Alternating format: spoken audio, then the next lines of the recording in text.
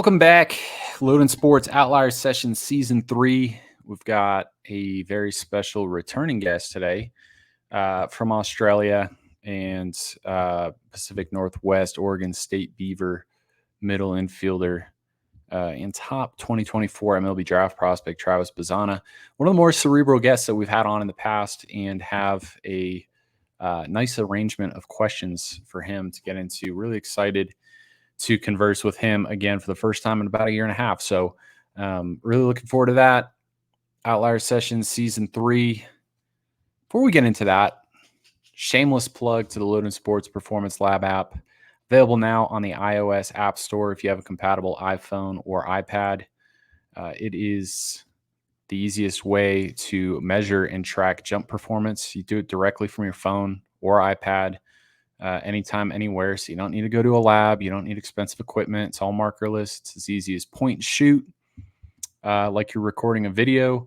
And we're capturing jump height, ground contact times, flight times, power output, force, peak velocity, everything that your center of mass is doing. We're able to capture directly from a phone, which means, you can do your jump testing in your living room, backyard, garage, at the field, at the track, in the gym, in the parking lot, wherever. You're bringing the lab wherever you're going. All right. So it's a performance lab in your pocket. Again, it's as easy as point and click. It was made for parents to use, coaches to use, family members to use. It was made to be easy. The comprehension of the data was meant to be easy on the back end. We're not bogging you down with 300 columns of data points. It's just power, RSI, and jump height directly in the app. And then, we have our web app as well for the sports scientists that have all those additional metrics that I mentioned earlier, and then some. So Loden Sports Performance Lab app, again, available starting at $5 a month for the individual user. Have team packages as well. But if you are an athlete that's serious about your development, this is an app that should be on your phone. You should be jumping regularly. And it's just an update. It's a diagnostic. A jump is a diagnostic for any athlete in any sport on where they're at performance-wise, because jump output translates to performance on the field in a number of different ways. So if you are regularly tracking your jumps, you can see if you're getting better in your training, but you can also see, over the course of the season, if you're regularly tracking your jumps, you can see if you're fatiguing. And see if your routines aren't properly dialed in. So, again, super easy to use. Starts at $5 a month. iOS App Store now. Loden Sports Performance Lab app. I'm done talking. Let's get into this. Let's bring Bazzana on here and ask him a whole bunch of questions. Loden Sports Outlier Session Season 3, back with a returning guest to the show. We had him on end of summer 2022. As an early part of Season 2, and since then he has put himself squarely in the conversation to be a top 5 pick in the upcoming 2024 MLB Draft. Bazzana, welcome back. Matt, it's good to be back. Yeah, you get a big old smile on your face. It's the new year. Big things coming. Hats on backwards. Might bring it to the field, might not. You didn't hear it here. I don't know about that. We got some catching up to do. Yeah. The last time we talked, we had a really good conversation, and then ever since then, you've done nothing but get better in every capacity of your game, which not a surprise from the last conversation. But before we get going on anything baseball related, what's new? How's life? Where's your head at right now? Yeah. I just came back from Australia, had Christmas and the New Year, just kind of holiday time with my family and friends. That was great. So don't get to go back too often, and getting back is always nice to catch up with everyone. And just sort of, reset and sort of see everything from a different perspective for a little part of the year kind of thing. And yeah, it was a good time, but I'm doing well and just really itching to get this season going. I'm excited about the team we've got, and I just want the season to kick off already. Now I'm back. So. Yeah, I know we just talked about it a little bit, but it's always nice to catch, a week and a half of summer in the middle of winter. And on the topic of summer, that's where we're going to start with this quick handful of questions. All right. Mm-hmm. What was your time like up in Falmouth? Did you enjoy it? Did you try anything new? Did anything surprise you? Differences between the Pacific Northwest and the Northeast and Cape Cod? Just kind of break all it down from more of like a cultural perspective than a baseball perspective. Yeah, definitely tried a couple more seafood options than I have had on the west coast of the US. A lot of lobster, a lot of clams, and things of that sort, which was interesting and sometimes enjoyable, sometimes questionable, but for the most part, loved it. And then I was excited to be sort of back to beach weather and a nice kind of water environment, if that makes sense, on the water environment.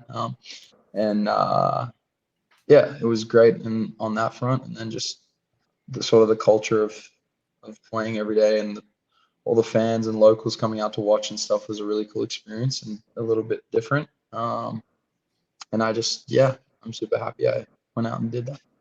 Yeah, it's a little slice of Americana, I think you can go to some cities in the United States and get a very commercialized experience. And then, going to the Cape Cod in the summer, being part of the Cape Cod Baseball League, I think it kind of takes you back in time a little bit. Yep. I think it's a pretty good representation of how things used to be, maybe. Yeah. It's a little bit of a time capsule. But I got to ask you on the seafood front, you said some were enjoyable, some not so much. What'd you like? What'd you not like? Yeah, I liked warm lobster rolls. Didn't mind cold lobster rolls, but then some of the clam stuff, like I think I had this fried clams with some other little fried seafood. It sort of looked like kind of popcorn. I didn't really enjoy it. Sort of a weird aftertaste, but that's the ones I remember off the top of my head. But I just know that sometimes I loved it, and sometimes I was like, yeah, I wouldn't really go out of my way to buy that again. But Yeah, I feel like the fried whole belly clams. I don't know if that's what you're referencing, but you get yeah, the it's whole probably belly of the is. clam, Uh-huh. and if they don't purge the clams properly, then you get some sand in there, Mm-hmm. and it's really not the most pleasant experience. But it's definitely like you're either into it or you're not into it kind of food. Mm-hmm. Mm-hmm. But that's cool that you went out there and you tried all that. I'm a cold lobster roll guy myself, but Yeah. that I think a lot of people lean more towards the hot lobster roll. But Yeah. all right, let's talk a little bit about the baseball up there. In your opinion, who was the best arm you faced in the past year? I guess it could include the Cape or it could include your season. Damn. Oh my gosh. Okay, let me think back to the season.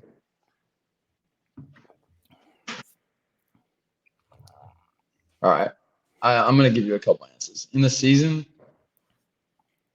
like really Ty Floyd and Thatcher Hurd stood out in terms of the stuff they brought in the season. And then in the summer, the name that just keeps coming to my head is like the guy that I was like, wow, like he's dominating our guys. I feel like it's a tough at bat. Even when I was hot, I was like, this is a tough at bat. Was Cade Obermuller from Iowa. Okay. Like just lefty, low release, whippy, low 90s, touching mid 90s, slider that's just straight horizontal, so you miss under it, not over it, and just sort of electric. So I'd say he was different. It's just that outlier approach and approach angle, and yeah, in the Cape, that's the guy I like recall being like, wow.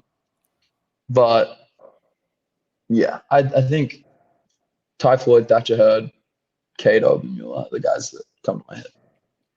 It's kind of funny that you mentioned another Iowa guy because they got Brody Breck, who might have the best stuff in the entire draft. They got a guy, Marcus Morgan, who might start this year. I'm not sure, but he's kind of like a freaky athlete, touch high 90s. And then you got this lefty that you're talking about, Obermuller. I think electric is a really good word to describe the Iowa pitching staff.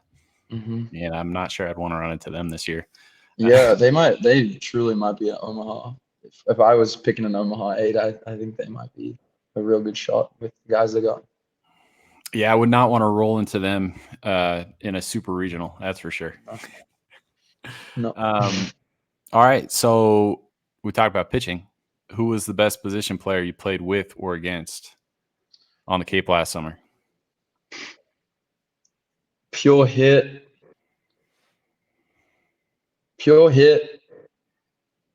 Derek Bender or Kyle DeBarge. Okay. And then position players as a whole, I have to add Cam Smith and James Tibbs. Some Florida State love there. Yeah, I think they're pretty nasty. I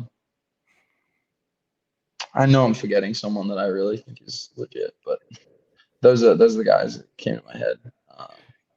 Yeah, and then like in the season, if we go back before the Cape, I think we're talking about the Cape, but like Dylan Cruz stood out when we played against him. Like it was just like this guy's real. Yeah, he's a little bit different. Yeah. It's interesting to get your take on that because I know that you're a baseball mind in a way that a lot of guys aren't a baseball mind. You're almost looking at things through like a scouting lens to an extent. Yeah. Kind of cutting your teeth a little bit that way. So it's kind of interesting to hear, from players' perspective, oftentimes the players know, the players know who the guys are, and it can be a feel thing. So I guess that makes sense why a lot of former players end up being scouts. Next up, I do want to talk about the biggest player on the planet and his decision to sign with the Dodgers and what your thoughts are on that. Wow. I don't know. I kind of see it from like if there's a place for the most powerful name in baseball at the moment, and possibly could be the greatest player of all time, in my opinion, as this moves forward. For him not to go to a place like the LA Dodgers or the New York Yankees, I thought it was kind of bound to happen somewhere really big with the ability to make himself a worldwide brand forever. And I think 700 million pays for more than just a pitcher and a hitter, or just a hitter for now. It's sort of like a lasting legacy. He has the ability to make people wear Bulls jerseys because of Jordan to this day. Like he's not Michael Jordan, but like I think people might wear Ohtani jerseys for a long time. People wear Barry Bonds jerseys today. So like, I think it might take going to Japan and walking around Japan to see how many Ohtani jerseys there are, right? But I think to your point, the city fit, specifically the Dodgers. I mean, it kind of cements that we're going to see the greatest player of this generation in contention for a World Series in any given year, because the Dodgers are going to do what they have to do to build a roster around it. I mean, they already have a juggernaut of a roster, but even as things progress, Freddie Freeman ages out, whatever, the Dodgers have shown over the past 10, 15 years that, they just next man up, next superstar up. And no doubt, that's what the sport needs. They need to see Ohtani in the postseason every year. Yep. I think it's going to be amazing. Like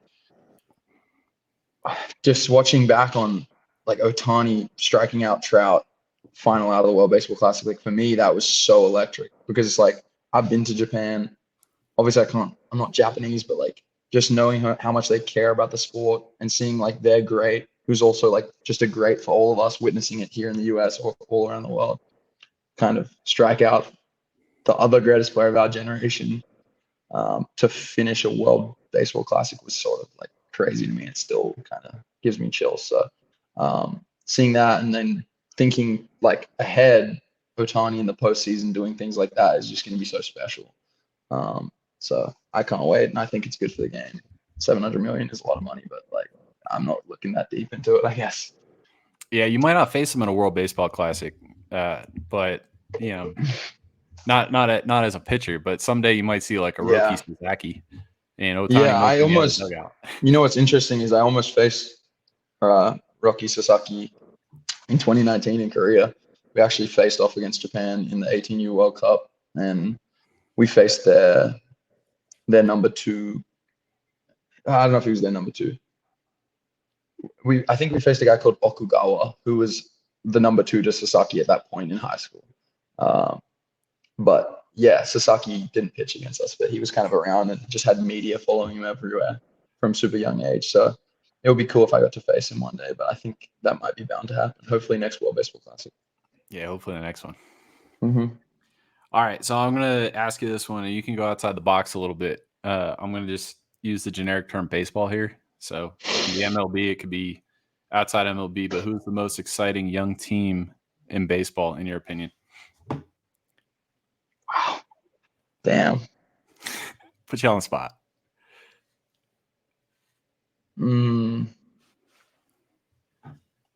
I think could be the Orioles right now. For me, I think when Jackson moves and with Adley doing what he does, Gunnar Henderson, Colton Cowser, Brian Mountcastle, Austin Hayes, like just there's not much like there's just a lot of good youngish or really young players. Grayson Rodriguez, the right-handed starter, he's obviously been a big deal for a while. Jordan I think, Westberg, Heston Jordan Westberg, Heston Kjerstad. Again, I'm missing guys. Yeah. And they're all pretty legit. So I think they're exciting to me, and especially having a Beeve kind of lead, sort of, I think being a leader on that team and helping that staff, that makes it even that little bit more cooler for me, seeing that team. But yeah, I think that's the team that comes to my head the most, probably. I was going to pick the Oregon State Beavers, but no, I'm just kidding. I know I didn't. I like part of me. You asked the question, and I was like, maybe I just be like, yeah, the Beavers are pretty good, but I was like, that's kind of a boring answer. But yeah, watch out for the Beavs this year. Yeah, no, honestly, when I wrote the question, I was thinking MLB, but I figured I would leave the door open there if you wanted to. But yeah, I hear you. The three teams that popped into my head were Baltimore, Cincinnati. There's a lot of young, exciting players on Cincinnati, and then no doubt, obviously the World Series runner-ups with Corbin Carroll, Alec Thomas, and Jordan Lawler, and Gabby Wyatt Moreno. Langford. Yeah. Yeah. Now, you want to go? We go Texas? All right. I could see it. Yeah, Texas won. Oh my gosh, I'm like blanking. You said World Series, my mind thought Rangers. Diamondbacks, Langford, Josh Young. No. I mean, they got young guys too. If we're talking about players, like, oh my gosh, Corbin is like my.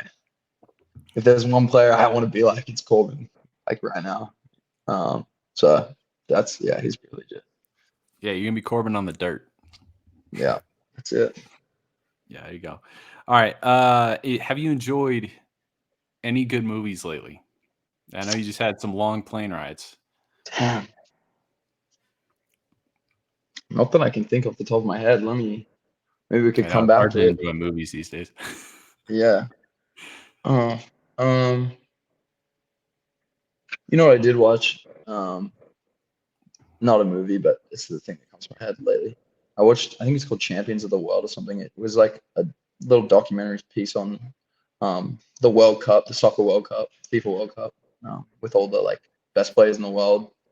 I don't know. I thought that was cool. I just like witnessing great things and like seeing Messi and Ronaldo and all that like close up doing their thing. I thought it was cool. Are you a reader? I do read, yeah. Have you? I'm assuming the answer is no because there's a million books. So if I say, "Hey, have you read this book?" and it's not like a New York Times bestseller, there's a good chance you haven't read it. But I Am Zlatan. It's about Zlatan. I Am Zlatan. No, I haven't read I Am Zlatan, but Zlatan used to be one of my favorite athletes growing up. He's funny. Yeah, I'm gonna hook you up with that because it's a really good read, and there's obviously great stories in there because it's Zlatan, but he does get back into his early days in Malmo, Sweden, and how he grew up and all that. And I think you'd probably find it really fascinating if you're into that. I'd love that. Yeah, and a movie rec for you. It's been hard to find good movies lately, just because I don't think there's like an abundance of good movies. But The Way Back. And it's about a group of prisoners at a gulag in Siberia during World War II. And they escape on foot and they travel over 4,000 miles to India. And it's roughly based on a true story. You said The Way Back? The Way Back. The Way Back. All right. I'll have to check it out. Yep. Really good film right there. Last question here, and then we're going to get into some LTAD stuff, which looking forward to that. But what was your kindergarten teacher like? You know what? I don't remember. I can recall my sort of like fourth, fifth, sixth grade teachers like really well, but for some reason I honestly don't have much recollection of my kindergarten teacher. So I don't know. I wish I could answer the question. I could probably make something up, but yeah. Yeah, you moved out that recollection for the scouting report on Ty Floyd last spring. That's it. That's it. Yeah. No, the reason why I ask is I read a book recently, and a lot of people have heard me talk about this way too much. So if you're listening and you've already heard me talk about this, you can just mute for the next 30 seconds. But Hidden Potential by Adam Grant, really good book. And right in the beginning, what? I'm actually reading that right now. Like How that far is in? that not too far, probably like 70 pages I've been reading since like last week. I got it over Christmas when I was home. Yeah, fantastic book. But I'm like only just into it. That's actually crazy. That's the book I'm reading right now. Yeah. Yeah, Adam Grant's my favorite author. Shout out to Adam Grant. Have you read Think Again? Yep. Yeah, I read Think Again not too long ago as well. Think Again, Originals, and then Give and Take was the first one I read by him. That's awesome. Yeah, I recommend all four. So sorry, I kind of cut you off there, but I thought that was. No, you're good. Wild. I saw your face and you were like, no, I love it. I actually I just gifted Hidden Potential like 2 or 3 times over the holiday, just because I read it and I was like, man, Adam Grant, always gold. But yeah, in there at the beginning, he talks a little bit about like a study that was done on kindergarten teachers and then like later earnings, and that's why I'm asking you. Just got it. No, I literally read that, and that's wild. Yeah, they kind of you know, whether it's kindergarten teacher or say it's first grade, somewhere in that pocket, it's like they kind of set your course for, you know, based on how they shape their classroom and all that for, you know, kind of how you go about your business as you progress through grade school. So yeah, I thought that was really interesting. Okay, LTAD, you know the drill. We love to talk about long-term athlete development. I know you love to talk about long-term athlete development. So we're going to hit you with a few different questions, and we're going to start with gratitude, 3 things you're grateful for, and then we're going to ask a couple new LTAD questions that we don't usually ask because it's your second time on, and let's talk about something else LTAD related. So emotional well-being, gratitude, something that's really important, something that we do every single day is 3 new things that you're grateful for. I'm going to let you go first, and then I'll go, and we'll keep it rolling. Trav, 3 things you're grateful for today. What do you got? I'm grateful for the staff at Oregon State. Kind of could say it like I'm just saying it so they're stoked that I said it, but truly like just super honest and accountable relationship with those guys, and they push me to be better every day and continue to help me just grow in all aspects of life, more than just the baseball field. So I'm grateful for being here and being with those coaches and staff day in, day out. I'm grateful for doing a salt bike this morning in our workout. We've never really done that. We kind of stick to the explosive stuff, but we hit a little speed assault bike workout and definitely reached a new point of wrecking me a little bit. So yeah, the boys were pretty chuffed this morning, but it's good. Hopefully we can go out and have a good practice today. So that's why you got your Tour de France backwards hat on right now. Yeah.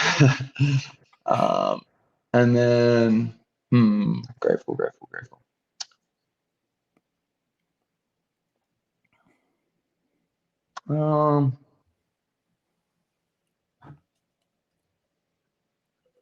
Yeah.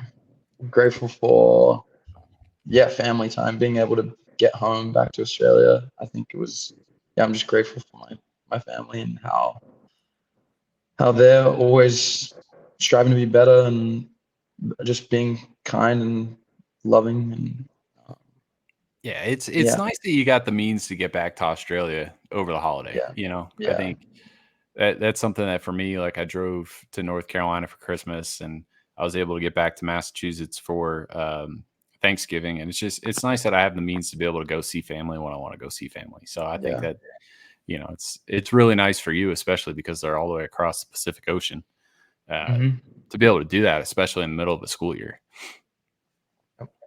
So, for me, number 1 today, a recipe that has some wiggle room. Like there's some recipes out there that it's like if you're not like nailing it down to the second, then it's like, ah, man, you ruined the recipe. Right. But it's kind of nice where it's like, oh, yeah, it's going to be approximately ready at some point in the next 2 to 3 minutes. And it's kind of like a feel thing. Do you want it a little bit more done? But it doesn't really like make or break, the end result. So appreciate a recipe that has some wiggle room. Living in a place with relatively normal day-night schedules. I know a bunch of people that complain about, it gets dark in the winter early, and I've been there too. 4:30, sun goes down, but it's not Alaska where they have 20 hours of night sometimes a year and 20 hours a day sometimes a year. I don't know if I'd be able to handle that. No, that's crazy to me. Yeah, and then the last one is that writing, the practice of writing, typing, whatever, isn't a chore for me. It's something I enjoy to do, and it helps, to write things down, list notes, thoughts, blogging, whatever it might be. For some people, they really struggle with, writing and the task of writing. So, just grateful that that's not a struggle for me. So, second LTAD related question, and kind of start getting into some good stuff here, is going to be about routines and efficiency. Okay. There's a couple layers to this. We all play with the same 24 hours every single day. You're a student athlete, you're preparing for the MLB draft. I'm sure you've got a number of different interests. You're a college student. How do you organize your 24 hours? What do you have time for? How do you block it out? Just kind of break it down like a normal day. Yeah. So I actually started using a structure in my calendar, like schedule, Google Calendar. That's sort of like I put in the things that are in my week, and then I build my ideal like schedule around that. And so I kind of understand where my free blocks of time are and where things I need to get done or really would love to get done looking back on a week. So I've built like a schedule for now my new class term, and I kind of just stick with it, and I like being really routinely, and I have blocks of free time throughout. But main thing is just, I think the start of the day is really important. So like getting to bed for me, being on time with my sleep schedule, just being in bed, asleep, waking up similar times every day really helps get the day started properly, versus being thrown off with that. So I think consistent sleep schedule helps me stay on top of the schedule. And then, I kind of just see what I got for the day the night before or the morning of, and go after it. But the day is just get up, lift, go to class, or have breakfast, go to class, head to the field, early work, practice, and then usually at the moment, like I might have some volunteering event, maybe some tutoring or some media later in the afternoon usually. And that's sort of my day, and I just go and do it and try to eat good in between all of it, and just be the best person I can be. Yeah, make some time to kick your feet up, huh? Yeah. All right, so I'm going to throw a hypothetical at you. You can add a 25th hour to the day, and you can spend it doing anything except what you already do within your 24 hours. How would you spend it? This is a little bit of like if there's something that you could do in your life that you're not currently doing that you can make time for and do it, what would it be? Right? Like a new hobby or something like that. Yeah. Well, I could give you something that I like try to do, but I just, when I get busy, I don't get the time really. There's sort of two things I think I do with that final hour is like either go to a Spanish speaking class or lesson, or go hang out with people that speak fluent and just try to speak, and just like do that for 30 minutes, and then maybe the other 30 minutes learn how to play the guitar a little better, go to a lesson with that, learn some chords, because I don't really play an instrument. I have a guitar, want to be able to do it, but I just struggle finding time for it at the moment. It's like, because I'm such a beginner, like obviously using a guitar can be a kick your feet up thing and just play it if you know how to play it. But being someone that has no experience, I'm in a stage where it actually takes a lot of effort to like do it properly. And so I get home after a long day, whatever. I kind of want to just kick my feet up or read or just chill.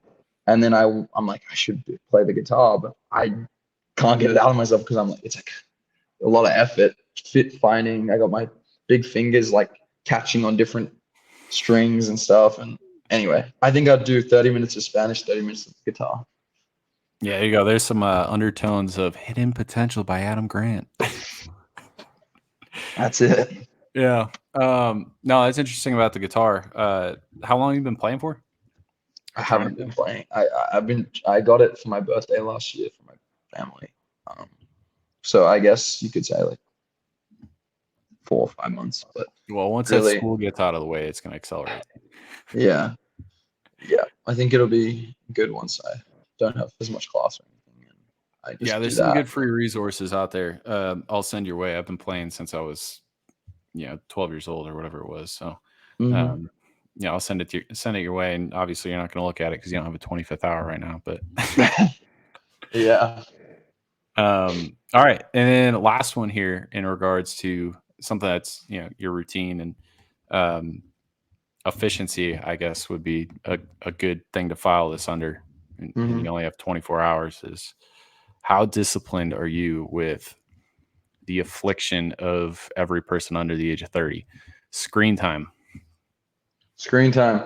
I'd say I'm pretty disciplined compared to my peers. I don't have social media downloaded on my phone for like, I have it downloaded for like probably 1 hour every 2 days kind of thing. So like I won't have any of like those like Instagram, X, Snapchat, whatever. They are kind of only downloaded just to check like, what's the group message saying, or what's like who messaged me on Instagram that might be something I need to check. So I'm pretty good with that. And then I'll spend time like I'll enjoy watching YouTube of like just different things I'm interested in, whether that's golf or book reviews or something like that. Right. Or just baseball swing highlights, something like that. So I'll spend my screen time watching videos, but really like I feel like I keep it pretty low key for the most part. And I have those things not downloaded. I don't have them downloaded just because I feel like it gives me the opportunity to just like mindlessly scroll. Whereas like now using those apps for me is like intentional. Like I'll download it. It's like I have an intention. Like, all right, check the messages. Okay, delete it now again. Just because anyone can just get caught up in that mindless scroll. And I actually like the first time I ever deleted these things was I deleted TikTok in like my junior year of high school because I had big exams and I was like, all right, like I'm just wasting time on this. I should be studying. And so I haven't actually had TikTok since then. So people are like, hey, did you see this TikToker? I'm like, I have no idea. So but yeah. I appreciate that. I mean, it's very intentional. How you go about your business with your screen time. I can tell you that I've had periods of time where I've deleted social media off my phone, and it's kind of funny for like the next like day or two after you do that, after having it on your phone for a while, you find yourself reaching for your phone, opening up your phone, scrolling through. It's not there, putting your phone back in your pocket, not doing anything with your phone. Yeah. And it's something that I've specifically since the new year started, I've tried to kind of get myself back on track with. It's just, at the end of the week, you sit there and it's like, oh, what was your screen time? Like you averaged X amount of hours a day. And you're like, that's kind of the genesis of the question. What do you do? How do you block out your 24 hours? Because there really isn't a whole lot of room, for someone such as yourself to sit there and scroll for an hour and a half, 2 hours. So I like that you kind of remove the temptation and just don't have them on your phone. Okay. Last one, LTAD related. I want to talk about exploration and creativity. This is one that's near and dear to my heart. There was a time when kids spent a lot of time outside playing in the neighborhood, playing in the backyard, playing in a park, whatever that might be, unstructured play environments. Kids made the rules, which allowed for a lot of creativity. I mean, you probably had the experience at some point, tennis ball, baseball, or, you turn 4 square into 9 square and you do all kinds of crazy stuff. Right. Now, at least here in the United States, I don't want to make any assumptions about Australia, but a lot of that time has kind of been converted to spending playing video games and on the phone. TikTok is, part of that. And as a result, a lot of youth baseball players, specifically from what I've observed, they can be too robotic and they haven't really had the benefit of free play. But yet you turn on the TV and you watch Patrick Mahomes and he's making all these different really creative plays on the field. You watch Steph Curry, the way that he, warms up is, not monotonous. It's not robotic. And he does some pretty special things from some special angles.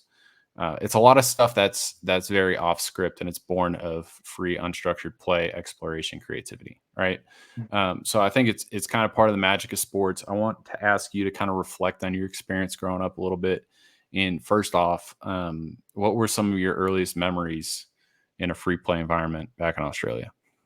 Yeah, this question's so awesome because I have often found myself thinking about like, wow, I had so much free play out in the park, all different sports, all different levels of competitiveness, just all the time. Like it was so constant. Yeah, wow. Like I remember that my mind goes to a couple things, like being out with the kids in my street, doing bike races, scooter races, building bike ramps, racing down hills. And then I think too, like my closest friends when I was really young, it was triplets from South Africa that played the same sports as me except baseball. They played rugby and cricket, and I played rugby and cricket when I was young, and they were just so competitive, like just as competitive as me. And there was 3 of them, 1 of me, and so we could always have 2-on-2 games or something, or like there was always other people that joined us, but we'd go to the local field, play rugby in the mud, touch rugby, just tackling each other, like competing. And then we'd play cricket and just like argue about calls and rules and make up different rules to stop the kid Stuart. He was kind of the best player and he would always get on everyone's nerves, and we'd stop Stuart with different rules. And we ended up playing basketball. As I got into high school, we'd go to the same field and there was basketball hoop. We'd go there and just go there. Time, you wouldn't even think about time, just grind, just play. So much. I'd go to my high school friends. We'd go to the like local soccer field and just have free kick competitions, crossbar challenges. Like I did so much of that. It's absurd. I could go to so many examples. Yeah, I feel like we're fortunate if you like zoom out into like the timeline of all time. Mm-hmm. We kind of like we grew up. I mean, you're a little bit younger than me. I'm 30, but like right on the cusp of like when free play started to kind of evaporate. And when you think about how like big that is over the span of time, and it's like it just happened to be like right at that moment, how lucky we were. Thing number 4 today on gratitude. Is being able to grow up in a time when free play was a thing, right? I remember I got my license in high school and I got a YMCA membership. And I go Saturday morning at like 9, 10 a.m., whatever. I get my lift in. And I tell my mom, like, oh, I'll be home this afternoon. I'd roll in at like 5:30. And she'd be like, where were you all day? And I was like, I lifted and then I was just in the gym and we played basketball until 5:30. And sometimes it was like half court. Sometimes it was like the abbreviated full court, 3-on-3, 4-on-4. Sometimes it was 5-on-5, depending how many people were in the gym. Like there were so many different ways to like entertain yourself, and you just kind of get sucked into it. And it's like, it's just, I don't know. It's just a very like free. I mean, I know it's called free play, but it's like, it's such a good feeling because there's nobody sitting there like judging you or, telling you what's right or wrong. It's just kind of like go out there and, you're at your freest, I guess. So, I think that's really cool. Shout out to Stuart. Sorry about all those rules that they had to make to cut you down, but yeah, Stuart's been looking for a shout out. Saw him when I was home, so yeah. Hopefully he sees this. All right, so I'm going to ask the question, and I know I alluded to it, before we got into this, but has Australia seen kind of a similar move towards more screen time and less free play in the youth?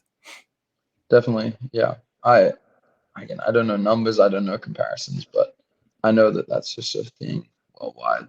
Bunch of iPad kids now. It was funny. I was with Jimmy Nada. My best friend goes to Stanford, plays baseball, and we were back in Australia. And we're at the park, just like having lunch, just talking. And this kid was like having an argument with his dad because his dad's like, "Give me your iPad. It's going in the car. Like, we're at the park. Like, go play." Um, and he just was like super upset. And he had headphones on and an iPad, and they were going for a walk at the park, and he was just head down. And I was amazed. I was like, "This is crazy. This is crazy." And then It feels a little dystopian, doesn't it? yeah, and then once he got his iPad taken, he just sat there and looked into like the distance. It was like his world just like left him. It was wild. Sucked out of him. Yeah, no, it was honestly something out of a movie. But yeah, it's definitely different. All right, so now that you're in a much more structured environment, you're at Oregon State. Everything is very deliberate in terms of how you train. Do you still find ways to inject creativity and exploration into your training? And if so, how do you do that? Yeah, I think that first thing that comes to mind is probably like extra hitting, because our hitting work like with the team generally stays pretty standard. Um, and then in extra hitting, I really like to change environments and make it much more challenging. So a lot of like offside angle stuff, or um, breaking balls, or I've even messed around. Like last year, I messed around with a certain pair of goggles that like would take away eyesight for a little bit, and I don't know like how much training, like how much positive adaptations I would get from something like that. But again, it created a new environment, created a new like excitement or stimulus to like basic training, just testing vision, and then yeah, just making the environment different. And then like we'll finish, if I hit with my roommates, we finish with, you got 10 swings this round, and most barrels wins, and everyone like locks in, and whoever squares up the most balls at a good launch like gets kind of the bragging rights for that next car ride home. And it's good. So I think challenging teammates in training environments, and then also just like making things different and not just hitting straight arm batting practice every day. And then on the defensive side, it's like probably a little less creativity, but still, even sometimes I'll be like, all right, I'm just taking thousands of the same rep. I need to like face the outfield and then turn and react to where the ball is, things like that, just to switch it up. But yeah, I definitely inject some creativity and challenge. Yeah, you got to go get on Brandon Crawford's level. I don't know if you've seen that highlight video. Oh yeah, no, he's special. Yeah.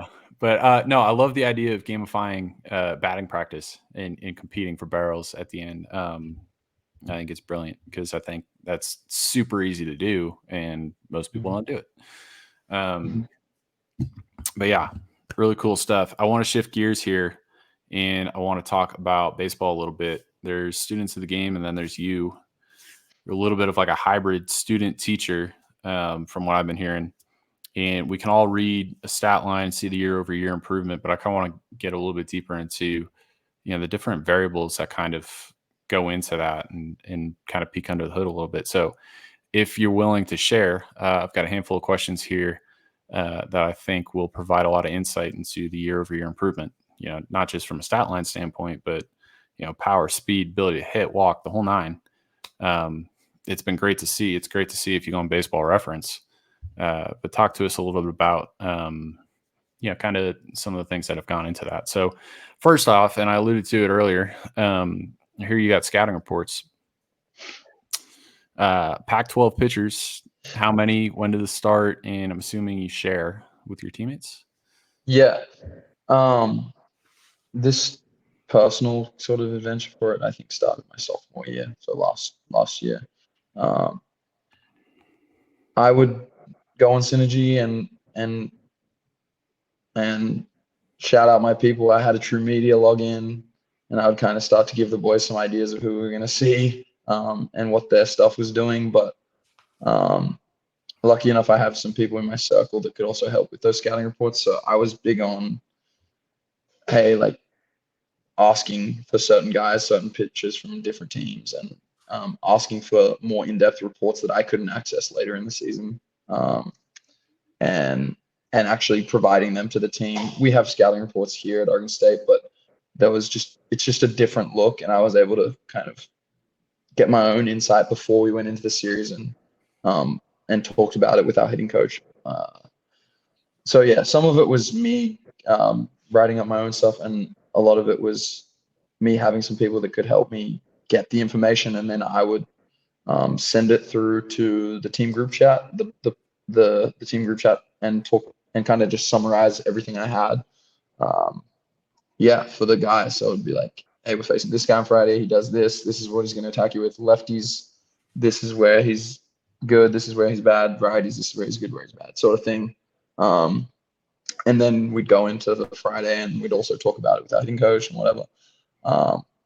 And again, like sometimes I had to pull it back because it felt like I was stepping on toes. And I'm lucky enough that I have a quality relationship with the coaching staff, and they are pretty understanding of like when I provide information. I'm not just gonna like ruin guys, like get them all domed up and stuff. I'm not trying to do that, but again, sometimes it's not my place, sometimes it is, and I just want to give us the edge to win.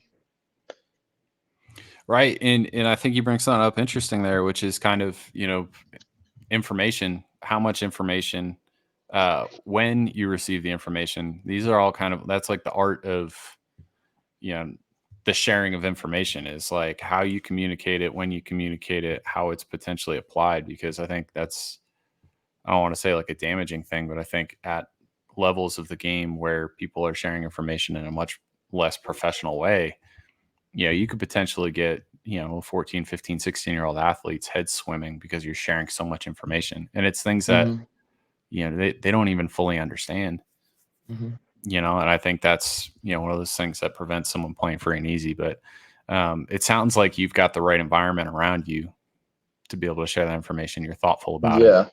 No doubt. So no doubt. Yeah. How's your report writing? Is it getting better? I don't know. I'm a good summarizer. Yeah, there you go. But yeah. All right. When we last spoke, it was August 2022. You had just spent the summer training at Driveline. What you didn't share at that point was that you were up late in a different lab, working on a hitting presentation as well as a pitching presentation. 50 slides to be shared with your teammates a month later after we spoke in September 2022. Talk about this player dev seminar you put on, the reception from your teammates, where the idea came from. Hit us. Yeah. From what I understand, I had a conversation with Skip, Mitch Canham, on a flight somewhere around the end of the season, regionals or something like that. Maybe super regionals. Oh, we didn't even fly that year. So it was, anyway, flight near the end of the season. Sort of around the time where, or just after the time where I said, hey, I want to go to Driveline and not to the Cape. I want to train this summer and I'll go next year. And anyway, we were having a deep convo about all that stuff. And he mentioned like this idea. I think he was reading something about like, he wanted players to present to players and players to teach players, because he felt like that would build people's trust and spark conversation about different things. Because sometimes when you just hear it from coach, like it's just different. And so just knowing your teammates care, knowing your teammates want you and them to be better, I think it's valuable. And he was preaching how valuable he thinks that is to me. And I said, look, like I have some things I'm super interested in, and I'm currently like diving really deep into. Could I present in the fall as soon as we get back next year? And he's like, yes, I'd love that. And then sort of as I built the kind of outlines for what I wanted in those presentations. And then as the summer went on, I would just like get this new spark of information or whatever, and just start plugging things in. And then right before the fall, I made it look a little prettier. And then I sort of just went out and spoke from my heart and my head, and didn't really have like a script or anything. But I did a presentation on sort of like the three parts that make up hitting, and what our offensive approach, or what does a Beaver offense look like, and how great can we be this year, kind of thing. And that was based on swing decisions, bat speed, and barrel control. And then I did a couple pitches presentations. One was on pitch usage, one was on breaking ball shapes, one was on fastball shapes. And then I went through the stuff, showed them it, like presented it to them first, just to make sure that they thought that it was okay for me to present to the team, and that they liked what I was sharing, and they were totally cool with it. And then I just went and did it, and it was sort of long-winded for some of the hitters listening to the pitching stuff, or the pitchers listening to the hitting stuff, because I did it all in one run. But it was really awesome. I just felt like, so we have a TrackMan, we have some of this stuff, and we have blast motion or whatever. We have data, but I felt like there was room for improvement in how we used that and how people understood it, because a lot of the guys would be using this stuff or seeing it, but really didn't understand it. And so I was really passionate about sharing more about that stuff with guys, because we had kids looking at TrackMan reports with their IVB, release height, horizontal break, whatever, but they don't actually know what they're looking for. And we're 5 months out from the season, and they're working on a pitch, but they don't know if it's getting worse or better, truly. And I wanted to share that. And then on the hitting side, I think the biggest takeaway from the hitting presentation was like the power of building your athletic and power motor and your bat speed to where missed hits are more successful. Like if you're a low power engine guy with no bat speed, you miss balls, you don't get hits, you don't slug. But like the best guys in the game miss hit balls and they go out, or they hit the wall. And like that's the power of speed. And then the part that was the biggest takeaway, I kind of just threw the bat speed part in there, but like was the approach and the power of takes, and like the detriment of swinging out of the zone. I kind of made it our team slogan last year, and it's going to continue, is swing less, win more. Some people won't like that. They sort of hear it and it's like, oh, it's very passive, like swing less. What were you talking about? But when you really kind of dive into it or talk to me about it, it's more about understanding where you can damage or create damage offensively with your swings, and understanding that swings have got to be valuable, and like swinging just to swing is not like valuable. You have to know where you can damage pitches, hit fastball strikes, and then take the other stuff, because at the end of the day, like swinging out of the zone or swinging at pitches you can't really do much with is not valuable over a long period of time or a full season or whenever. And sort of just show them the power of a walk and how chase can be detrimental. And I think it really paid off. We didn't have as much talent as my freshman year last year offensively, but we scored more runs per game, led the conference in walks, probably one of the lowest chase rates in the country, maybe the lowest as a team. And it really paid off in terms of just, offensive production. So that was some of that. And then funnily enough, this year I did another presentation, but I felt the need. I wanted to do it on like lifestyle habits and just like how we carry ourselves, as like what do champions look like, what do champions do. So it was more about like sleep, eating, gratitude, and all of those things. I actually did a presentation this fall, and that went really, really well. So it's kind of a little passion, and I'm getting better at speaking in front of people, and I just want to win really bad. I love it. I love the culture and the environment. And so that's another LTAD principle, that we have is creating environments. It sounds like the coaching staff there has created a really open-minded environment. Yep. Not a lot of ego there. And I think there's a ton of value in, peer-to-peer learning experience and sharing of information. And I think all that's, really neat. And, on the topic of, swing less, win more.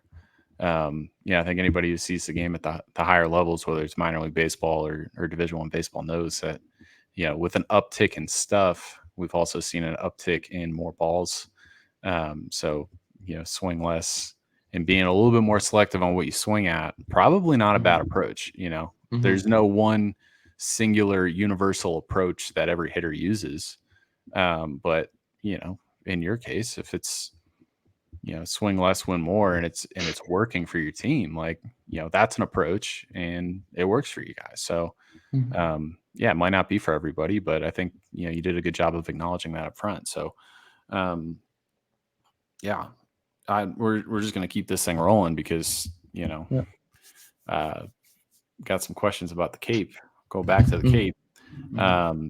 They do a really nice job with producing content on the players throughout the summer. And much like it's a proving ground for players such as yourself, it's a proving ground also for college kids trying to cut their teeth in internship roles, whether that's broadcast media or social media or whatever that might be. So with that in mind, there were a few post-game interviews this past summer with the Falmouth Commodores where your teammates cited you as a part of their success. What can you tell us about a pitcher who might have cited talking to you about pitch usage ahead of a particularly good outing? Yeah. I believe it was a guy we called Bird, Jacob, but he's Big Bird, lefty. He's been at a couple of different schools. I couldn't recall exactly where he is now, but 5-pitch mix when he wants to. Really, really good stuff. And essentially, I'd seen him throw 2 or 3 times, and breaking ball is probably his best pitch. Like, he had 2, slider and curveball. Fastball's decent. And changeup was sort of a backspinny pitch that didn't really separate from his heater, nor did it create swing or taking strikes. And again, basically, I'd seen him throw his changeup for like 2 outings, probably like 10 times, and he hadn't thrown it for a strike once. He didn't really know where it was going. And I guess I just talked to him one day about, look, like, this is where you're getting weak contact. This is where you're getting swings. And you have control over this pitch and this pitch more than that changeup.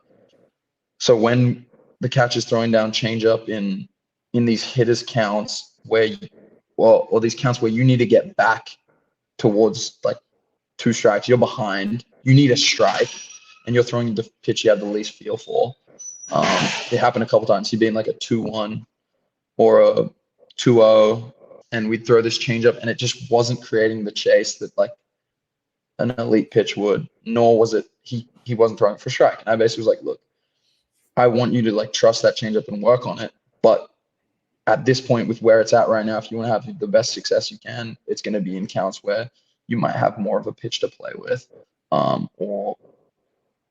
Anyway, I kind of just discussed that with him because he was missing with it, and I don't think we were realizing that like he was losing hitters because he go change up miss when he's already behind, and then it's like heater middle whack or heater miss ball 4. And it's like, dude, you need a pitch that is either going to create the swing, which is probably his slider, or anyway, that's long-winded, but yeah, just sometimes like when I notice things, it's like finding the right time and the right place to talk to someone about it and just have a normal conversation. It's not like looking down on them all the way they're going about their business, but kind of just talk about like, hey, like, what makes you go to change up there? All right, like, I think this, and do you have a feel for this pitch or this pitch better? Just having a discussion is really valuable, I think, for teammates, and I love when people do it back to me too. Like, it's not just me, I guess. Yeah, I think that kind of goes back to the whole culture thing, right? Of like no egos and being able to have very honest conversations. I think, and this is something I've been on for the past couple of months, there's nothing more dangerous than a player who's self-aware. Because a player who's self-aware knows what they're good at, they know what they need to work on, and they know when to pull certain strings. If you're in a game and the changeup's got good stuff, right? But like, yeah, I don't have the feel for it. We're out here trying to compete and we're trying to win. Good. And I think you kind of help bridge the gap for that player. That's what it sounds like. it's becoming a little bit more self-aware of like, look, like it's not saying like don't throw the changeup because the changeup's not any good. It's like saying like, hey, look, you keep working on the changeup, but in these moments, you know, kind of open their eyes a little bit to like, hey, this is going to be more effective. I think that's awesome. And I think you're kind of in a unique position, you know, especially being the player that you are, to be able to, you know, share that. And, you know, it comes down to delivery, and it sounds like you got your delivery just about right. So if people are willing to listen, I mean, that's a really powerful skill to be able to elevate others around you. So no, it's really neat. Thank you. We talked about the receptiveness of the Oregon State coaching staff, and kind of the impetus behind all of that. Again, just want to, you know, throw it out there to, you know, tip of the cap to Oregon State's coaching staff for being open-minded. But last couple questions here. So you shared some run splits before you headed to the Cape, and that registered a Loden speed score of 11 out of 12, which is truly elite. I mean, that's, you know, 0.1% of high level players, not just 0.1% in general. But base stealing's an art. It's not just about how fast you are. We've seen that repeatedly. It involves instincts, pattern recognition, reaction. You were 50 out of 56 across your spring and summer schedules in 2023, which is pretty damn good. What can you tell the people about a walking lead, how you discovered it, and how it took your base stealing to a new level in 2023? Because you had 22 more bags in 2023 than 2022, playing in 2 fewer games, just the spring schedule. What do you got on this walking lead? It started in 2021, or the Australian summer of 2020/2021, before I moved to the US. My hitting coach in Australia was Rachel Balkovitz, who works with the Yankees now with the Tampa Top-Ons. Yeah, I don't know. I don't mean to interrupt you here, but did you hear the news today? No. She got hired by the Marlins to be their farm director. Wow. Yeah. Oh my gosh, that's a crazy coincidence. Coincidence that I brought her up today. That's It's amazing. Fully deserved. Like legit human being, legit baseball mind. And I'll continue the story off that. Yeah. We're playing. I'm playing for the Sydney Blue Sox in the ABL, and Rachel was working with the Yankees, and I believe at the time, don't know if he still is, but the base running guy in the minor leagues was Matt Tellerico with the Yankees, and he used to work in college baseball, and he sort of, I guess, was the guy for this walking lead, and had actually wrote a book on base running and base stealing.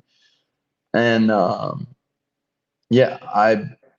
talked to her about it, just regular conversations, and I had watched Anthony Volpe in the minors steal 50, 60 bags, and I kind of looked into it, and I was like, wow, like I didn't realize Volpe was so fast, but then I realized there was a strategy to it. And lucky enough, Rachel put me on this book by Matt Tallarico, which talked about the new school momentum lead, which some people across baseball calling it a vault lead, but I just call it a momentum lead or whatever. Anyway, and I started to kind of dive into it. I didn't really do it that summer because it was sort of a weird thing to me. It's foreign at first, and then with the Corvallis Knights, when I first got to the US, I think I implemented a couple times, felt uncomfortable, sort of didn't have my confidence on the bases yet. But again, didn't really utilize it well. And then freshman year, really didn't utilize it at all. Maybe just a little bit. Yeah, continued to watch video on guys doing it and see people having a lot of success with it. Just worked on it, but maybe used it here and there, not often. And then I kind of looked back on my freshman year. I'm like, look, I'm now one of the fastest guys on Oregon State, one of the fastest guys in the conference. Why am I not stealing more bags? Nor why am I not stealing bags easily off college catches? Like, I need to figure something out. I need to figure it out. And yeah, I again reread this book, watched more video, uh, and kind of committed to doing it. And I got to the fall sophomore year, and I was just doing it. Like every time I got a base, I was trying to steal with the momentum lead and get the timing off our pitches. And they were like, all the older pitchers, like, what are you doing? Like, I'm not trying to pick you off in the fall. Blah, blah, blah. You're gonna get picked off. All this stuff. Like everyone sees it at first, and they're like, this is stupid. Like, watch out. It's careful. Didn't get picked off once. Was stealing bags easier than ever. And I was like, this is real. And I'm starting to find the feel for it. And again, I went to our coaching staff. About using it. And it was kind of like, yeah, I don't know. Like, maybe it's not for everyone. I don't know. Like, you're good at it, but I'm not sure about it. And then, yeah, season comes. I'm like doing good, but I hadn't really stole that many bags. And then one day Rodney Green had stole like double as many bags as I had in the start of the Pac-12 season. And I texted him. I was like, what are you doing? Like, why are you stealing so many bags? And he said, dude, I'm just running. Like, if the guy's not quick to the plate, I'm running. And that night I saw 5 bases against Seattle U, and I just went from there. It totally changed my perspective. I started to like want it more without getting overly aggressive, but just understanding that I've got the wheels to do it, and I just got to trust it and get jumps. And I started to trust it more and go out and do it, and I had a lot of success. So, sorry. It was, yeah, it built up over time, and it took time for me to get good at it, but I really bought in, and now we teach it at school, and we got a lot of guys kind of jumping on board, but again, it takes time. Sorry, I'm going to have to switch position really quick because my phone is going to run out of battery. Yeah. And get to a charger. Sorry.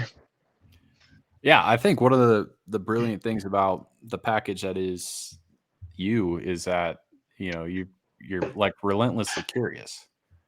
You're just out here, utilizing every corner of your network. If there's information to be sought, you're seeking it. If there's a better way to do things, you're finding it. And that's going to suit you really well, not just in baseball, but in life in general. But that's really exciting, moving forward, because you're a very adaptable human being. And I think adaptation is a huge part of success in the game of baseball, but obviously, success in life too. So thanks for sharing that. I think that's really interesting.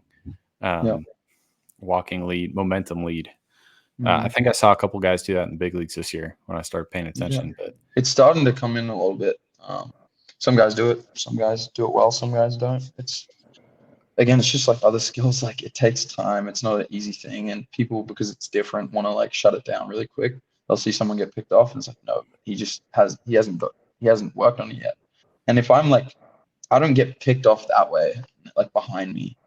Like, if I'm on, I can get back even if a guy's got a good pick. It just helps me. It's like he talks about car at a stoplight that's fully stopped versus the car that's kind of rolling into it. It makes such a difference. And at the end of the day, the slowest step we take in running is the first 1 or 2 steps. They're the slowest, least explosive steps we take. So what that little momentum / shuffle does for me is my first step is essentially my 3rd or 4th step speed, because I have that kind of movement going into it. And so it takes away the slow steps. It takes away a lot of time in the process of stealing a bag. Self-awareness to a T. Yeah. All right, last question, and then I'm going to let you go here. How are you handling the top 5 pick buzz after an outstanding spring? You showed off on the Cape. We talked about that. Baseball media has whisked you away as a surefire top 10 pick and a potential 1-1 candidate. It's a much different game when the spotlight isn't on you, and now it is. Where is it? It might be the same game for you. Do you feel any additional pressure headed into the start of the season with all of this buzz around you, top 5 pick, potentially 1-1?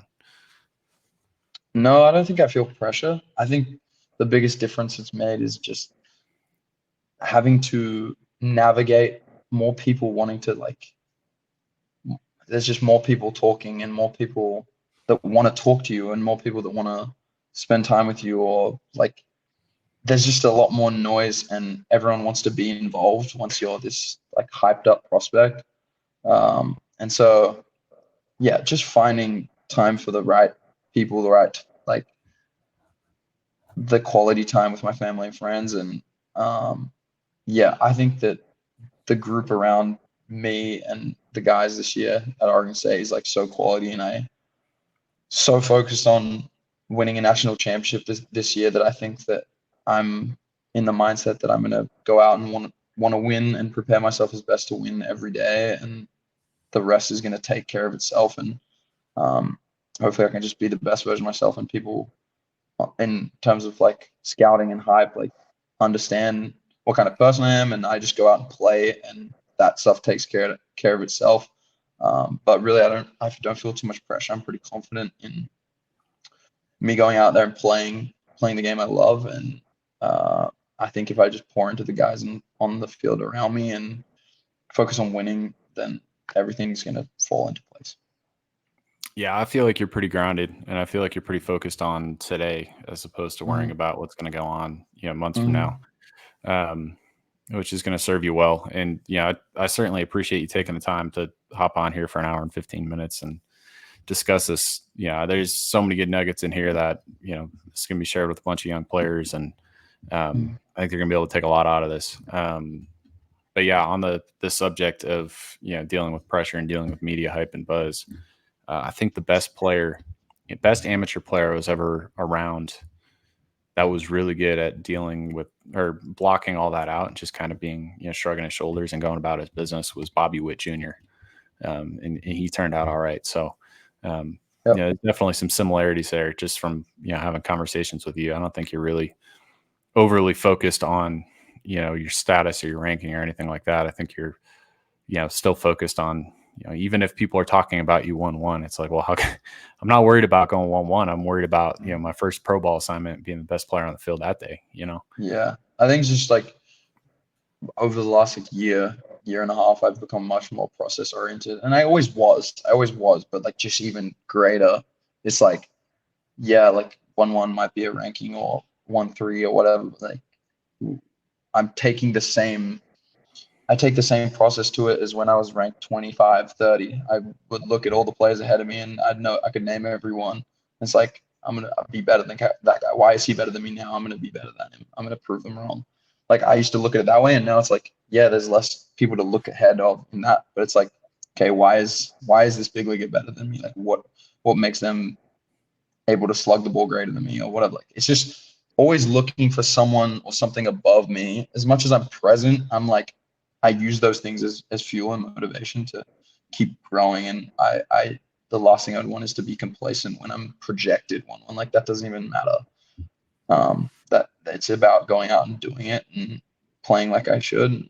It's not extra pressure. It's just like continuing to be self-aware and continuing to grow in every aspect and understand that this is just all a journey, and not like, it's not about right now. It's about building a future. Well, I love it. I'm going to let you go. I know you got a team meeting coming up here. I can't wait. We're just weeks away from the college baseball season. I can't wait for Oregon State to be on my TV, watch you take your walking lead and hopefully hit a couple tanks and do your thing, because it's just an absolute joy to watch. Can't thank you enough for making the time. Obviously you got a lot going on, and talked about how you block out your 24 hours and making time for the right things and all that. But I really appreciate it. I think everybody who's listening to this really appreciates you sharing a little bit of your mind. And I'm definitely looking forward to getting my hands on that latest project that you've been working on about what a winning player looks like. Because, I gotta see what's the latest out of the kitchen. So, Travis, thank you. Yep. No worries. Thank you for having me on. It was awesome.